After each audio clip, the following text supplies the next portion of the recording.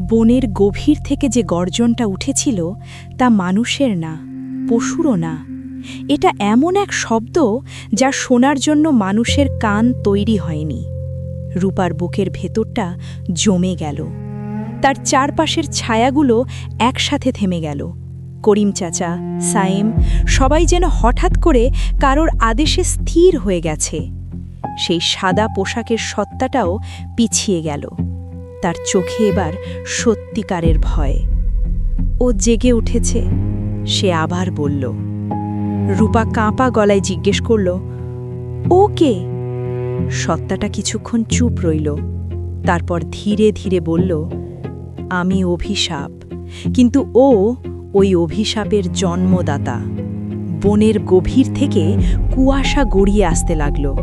মাটির নিচ থেকে যেন কিছু নড়ছে।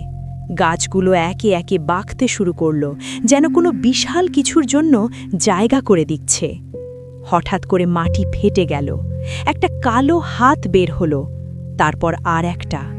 ধীরে ধীরে একটা বিশাল দেহ উঠে এলো, মানুষের মতো কিন্তু মানুষ না। তার শরীর গাছের শিকড় আর অন্ধকার দিয়ে তৈরি। চোখ দুটো লাল, জ্বলছে। রূপা পিছিয়ে গেল, তার শ্বাস বন্ধ হয়ে আসছে। এটা, সে ফিসফিস করল। সত্তাটা বলল, ওর নাম কেউ উচ্চারণ করে না, কারণ নাম জানলেই ও তোমাকে খুঁজে পাবে। দৈত্যটা ধীরে ধীরে মাথা তুলল, তার দৃষ্টি সরাসরি রূপার ওপর। এক মুহূর্তেই রূপা অনুভব করল ওটা তার ভেতরটা দেখছে, তার স্মৃতি, তার ভয়, তার ভালোবাসা, সব কিছু। তুই, সেই বিশাল সত্তার গলা কেঁপে উঠল। তুই ওকে ভাঙতে চাস? তার কণ্ঠে হাজার মানুষের আর্তনাদ মিশে আছে। সাদা পোশাকের সত্তাটা হঠাৎ রূপার সামনে দাঁড়িয়ে গেল। না, সে চিৎকার করল, ওকে ছুঁতে দিব না। রূপা অবাক হয়ে তাকিয়ে রইল। এই সত্তা যে তাকে বন্দি করেছিল, এখন তাকে রক্ষা করছে। দৈত্যটা হাসল, একটা ভয়ঙ্কর ভারী হাসি। তুই তুই আমাকে ভুলে গেছিস? সত্তার চোখ কাঁপতে লাগল। আমি তোকে বানিয়েছি, দৈত্যটা বলল। তোর রাগ, তোর যন্ত্রণা, তোর প্রেম, সব আমি দিয়েছি। সত্তা ধীরে ধীরে পিছিয়ে গেল, তার মুখে যন্ত্রণা। না, আমি এটা চাইনি। তুই চেয়েছিলি, দৈত্যটা গর্জে উঠল। তুই চেয়েছিলি মানুষকে নিজের করে নিতে। আমি শুধু তোকে শক্তি দিয়েছি। রূপা বুঝতে পারল এই সত্তা একা না, তার পেছনে আরও বড় অন্ধকার আছে। দৈত্যটা এবার হাত তুলল, চারপাশের সব ছায়া আবার নড়তে শুরু করল। করিম চাচা, সায়েম, সবাই এবার তার দিকে তাকালো, তাদের চোখে শুধু আদেশ মানার ইচ্ছা। ওকে ধরে আনো, দৈত্যটা বলল। সবাই একসাথে রূপার দিকে এগিয়ে আসতে লাগল। রূপা পিছিয়ে যেতে লাগল, তার মাথা কাজ করছে না। এত বড় শক্তির বিরুদ্ধে সে কি করবে? ঠিক তখনই তার গলার তাবিজটা জ্বলে উঠল, একটা উষ্ণ আলো। তার বাবার কণ্ঠ আবার শোনা গেল, এটাই শেষ সুযোগ। রূপা চোখ বন্ধ করল, তার ভেতরের সব ভয়, সব স্মৃতি, সব এক জায়গায় জড়ো করল। আমি ভয় পাই, কিন্তু আমি থামব না, সে ধীরে বলল। সে চোখ খুলল, তার চোখে এবার আলো। সে সরাসরি সেই বিশাল সত্তার দিকে তাকালো। তুমি শক্তিশালী, রূপা বলল, কিন্তু তুমি কখনো ভালোবাসা বোঝনি। দৈত্যটা থেমে গেল এক মুহূর্তের জন্য। ভালোবাসা? সে বিদ্রূপ করে বলল, এটা দুর্বলতা। রূপা মাথা নাড়ল, না, এটাই তোমার ভয়। হঠাৎ সে দৌড়ে সামনে গেল, সবাই অবাক। সে সোজা গিয়ে সেই সাদা পোশাকের সত্তার হাত ধরল। তুমি একা না, রূপা বলল। সত্তার চোখ বড় হয়ে গেল, তার ভেতরে কিছু নড়ছে। দৈত্যটা গর্জে উঠল, ছাড় তাকে। কিন্তু রূপা ছাড়ল না। সে তাবিজটা শক্ত করে ধরল, আর সেটা সত্তার হাতে ছুলিয়ে দিল। এক মুহূর্তে আলো বিস্ফোরিত হল, পুরো বন কেঁপে উঠল। সত্তা চিৎকার করে উঠল, কিন্তু সেটা যন্ত্রণার না, কিছু ভেঙে যাওয়ার। তার চোখ থেকে কালো ছায়া বের হতে লাগল। তার মুখ ধীরে ধীরে বদলাচ্ছে, ভয়ঙ্কর রূপটা মিলিয়ে যাচ্ছে। সে কাঁদছে।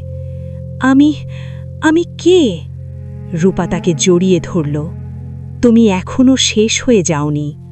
দৈত্যটা পাগলের মতো গর্জে উঠল। না, এটা হতে পারে না। সে সামনে এগিয়ে এলো। মাটি কাঁপছে, গাছ ভেঙে পড়ছে। কিন্তু তখনই সত্তা, এখন আর আগের মতো না, ধীরে দাঁড়িয়ে গেল। তার চোখে আলো। সে হাত তুলল। এবার আমি নিজেই সিদ্ধান্ত নেব। রূপা পিছিয়ে গেল, তার চোখে ভয় আর আশা একসাথে। দৈত্যটা আর সত্তা, দুই অন্ধকার শক্তি মুখোমুখি দাঁড়িয়ে। একটা যুদ্ধ শুরু হতে যাচ্ছে, যার ফলাফল ঠিক করবে এই অভিশাপের শেষ নাকি নতুন শুরু। বনের বাতাস থেমে গেছে, সময় যেন আটকে আছে সেই মুহূর্তে। একদিকে দাঁড়িয়ে আছে সেই বিশাল অন্ধকার সত্তা, অভিশাপের জন্মদাতা, আর অন্যদিকে সেই সাদা পোশাকের মেয়ে যে একসময় ছিল ভয়ঙ্কর, এখন দাঁড়িয়ে আছে নিজের অস্তিত্বের জন্য। আর মাঝখানে রূপা, একটা সাধারণ মেয়ে, কিন্তু এখন তার ভেতরেই লুকিয়ে আছে সব কিছুর শেষের চাবি। দৈত্যটা প্রথম আঘাত করল।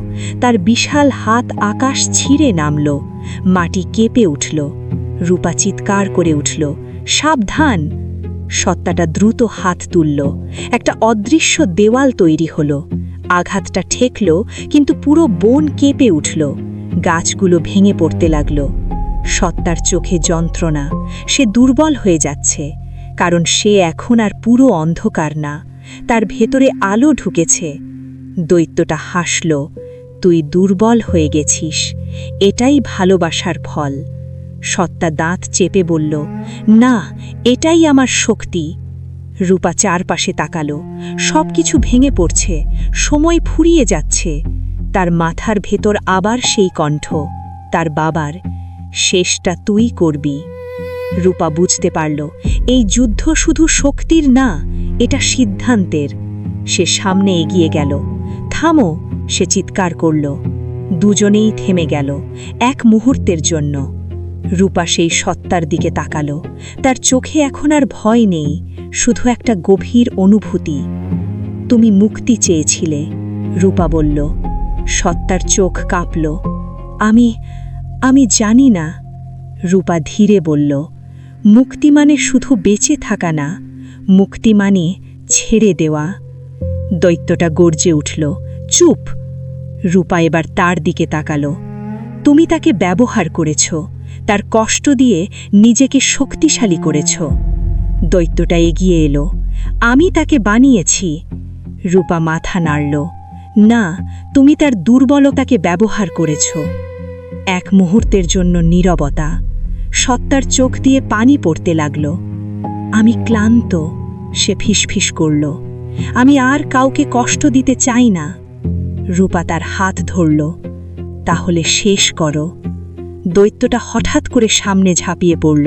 না, কিন্তু দেরি হয়ে গেছে। সত্তা চোখ বন্ধ করল। তার শরীর থেকে আলো বের হতে শুরু করল। রূপা বুঝতে পারল সে নিজেকে শেষ করতে যাচ্ছে। না! রূপা চিৎকার করল। সত্তা হালকা হাসল। এটাই আমার মুক্তি। একটা বিশাল আলো বিস্ফোরিত হল, পুরো বন আলোকিত হয়ে গেল। দৈত্যটা চিৎকার করে উঠল। তার শরীর ফেটে যাচ্ছে, ছায়াগুলো ছিন্ন বিচ্ছিন্ন হয়ে যাচ্ছে। রূপা মাটিতে পড়ে গেল, তার চোখ বন্ধ হয়ে গেল। নীরবতা। ধীরে ধীরে বাতাস ফিরে এলো, পাখির ডাক শোনা গেল। সূর্যের আলো গাছের ফাঁক দিয়ে ঢুকল। রূপা চোখ খুলল।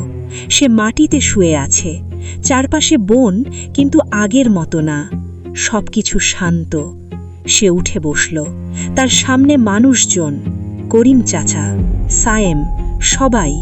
তাদের চোখ স্বাভাবিক। রূপা? করিম চাচা কাঁপা গলায় বললেন। রূপার চোখে পানি চলে এলো। আপনি ফিরে এসেছেন। সবাই যেন আবার মানুষ হয়ে গেছে, অভিশাপ ভেঙে গেছে। কিন্তু রূপা চারপাশে তাকালো, কিছু একটা নেই। সে ফিসফিস করে বলল, ও কোথায়? কেউ উত্তর দিল না।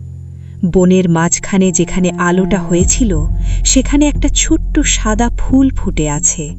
রূপা ধীরে ধীরে সেখানে গেল, হাত বাড়িয়ে ফুলটা ছুঁল। তার চোখে পানি। তুমি মুক্তি পেয়েছ, সে বলল। বাতাস হালকা করে বইল, যেন কেউ বিদায় জানালো।